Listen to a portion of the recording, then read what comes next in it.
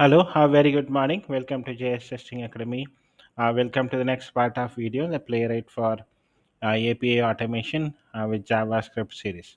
Okay, from initially we saw about the introduction and installation. Then we saw all the four CRUD operations in the basic video. That is creating a resource, that is a post request, then retrieving a resource, that is a get request, and then updating a resource, that is a put request, and deleting a resource, that is delete request. We saw all the four CRUD operations in the previous videos. Okay, and after that, the last video we saw about creating the structure of the Playwright API framework. So we saw that we are going to create an BDD framework, and so we created a structure. So we created two folders initially. One is src folder and test folder. In src folder, I create an API folder where I create pet .api.js, and next one is pet payload.js, and in schemas I created pet.schema.json, and then for step definition pet.step.js, and under the utilities folder I created a utilities folder. I create constant.js, and then schema validated.js, and then I created a future folder where I added a pet store.future for BDD creating a future file. Okay, then there's a cucumber.js and playwright config.js. Okay, this structure of the framework we created in the previous video. As I told you, we are going to automate this pet store endpoint, right, for all the four CRUD operations, that is post, get, put, and delete. So we have this right contract document which I have. You, if you want, I can share it. If you ping to the official WhatsApp number of JS Testing Academy, I can send you this document.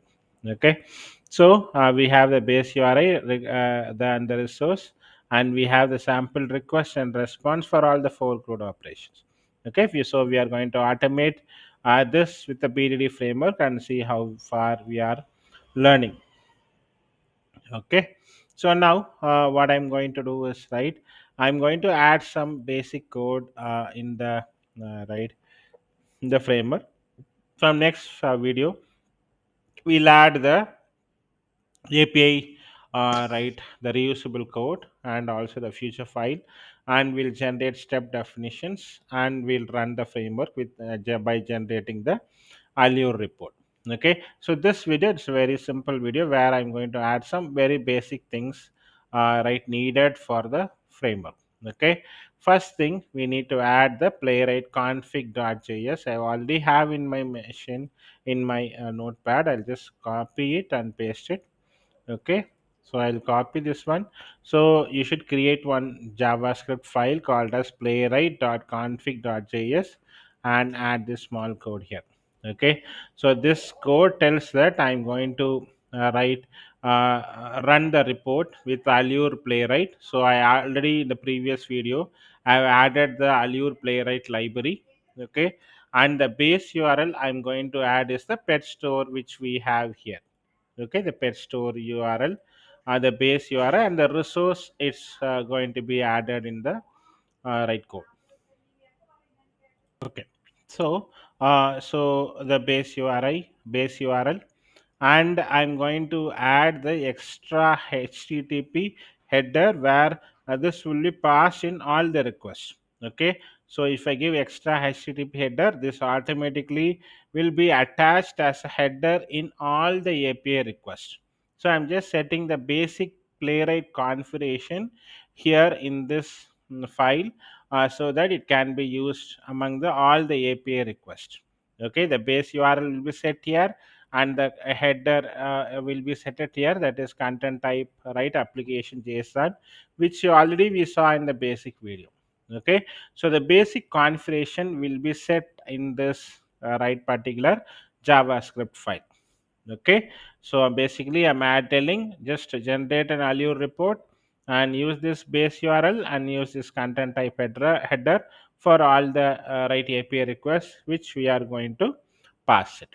Okay, so please set this playwright.config.js in your right in your project. Okay, next, yeah, I'm going to add cucumber.js. For that, I'm going to copy here and I'm going to add it. So if you want also, I can send this code. I will push this code in GitHub. You can also get this code. Finally, we'll see in what video where I'll send you a GitHub URL also. Okay, so I'm just going to add the cucumber.js here, which we created earlier. Okay, so I'm just going to add the code here. I'm going to tell the step definition, right, in src steps, step definition, right. I'm going to give the step definition code here. So it's going to require the step definition since I'm going to run as a cucumber bdd. Okay, and also I'm going to add right progress right in our right cucumber.js file. Okay, so the progress right right which is used right is for the output, console output of the step definition in terminal. So it's going to write generate the step definition. For that, I'm going to use the progress here. Okay, then I'm telling just use the generate an allure results file right under the name allure cucumber js reporter. So generate a allure file under this name. Okay, then I'm going to give parallel equal to 1. Parallel is one is running scenarios in a sequential way. Okay, so please run in a sequential way. That is recommended for the API test. We initially we can also run or in parallel also. So if I give parallel one, it's going to run in a sequential way. Okay, generally by for initial right steps, this is recommended. Okay, now so I've added the cucumber.js also. Okay, now what I'm going to do is right, I'm going to add the right schema validator here. Okay, schema validator, I'm going to add it. For this also have, so I already had, so I should not make any small mistakes here. I copied everything and I kept before itself. Okay, so I just write copied and pasted the schema validation here. Okay, so this tells the response must be an JSON object. The response should be retrieved as an JSON object. Okay, and the required fields in the response is ID, name, and status. So you can see right the ID, name, and the status here available. Okay, so this is the required field right which is needed. So I added this also in our framework. Okay, so you should add this also in our framework. I've added here. Okay, so now what I'm going to do is right, I'm going to save it. I already did, and after that I'm going to write copy the constants also, constants dot js which we created in the previous framework. Okay, so I'll copy the constant.js. We already saw in the previous video we used 1 2 3 4 5 id for retrieving from the pet store. So we retrieve the pet store right data resource with the id 1235. Same I'm going to use in this particular framework also. Okay, so so this also please add in your framework constant.js. Okay, this tells the constant right, I'm going to use 1235 for all the four CRUD operations, especially right get, update, and delete. I'm going to use this constant 1235. So it centralizes the test data. So this is nothing but a test data. So use this test data across all four right CRUD API request. Okay, and it avoids hard code values inside the step. Instead of writing the test data in the step definition, we can keep it in a separate file. Right, that we can use it. Okay, and it makes the test more maintainable and reusable. I can just change in some other id if I need easily. Okay, so make sure it's a better way of adding a constants in our framework and keep our constant so that it can be used across all the requests wherever we are going to use it. Okay, so this is the basic setup which I created in this particular framework. Okay, so in the next right video we'll add pet API and payloads, and we'll start generating future file and also the steps, and then we'll run end to end and we'll generate an Allure report.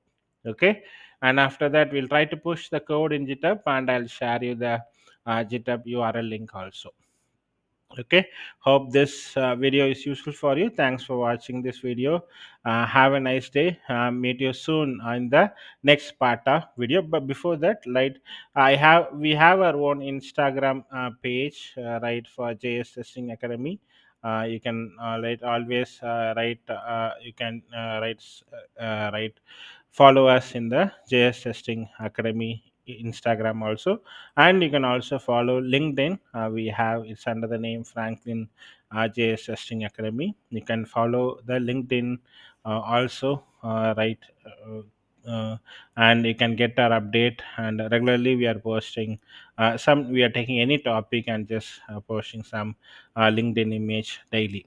Okay, so you can get our updates both in Instagram and LinkedIn also. Okay, so hope it's useful for many. Okay, so thanks for watching this video. Have a nice day. Meet you soon in the next part of video. Bye.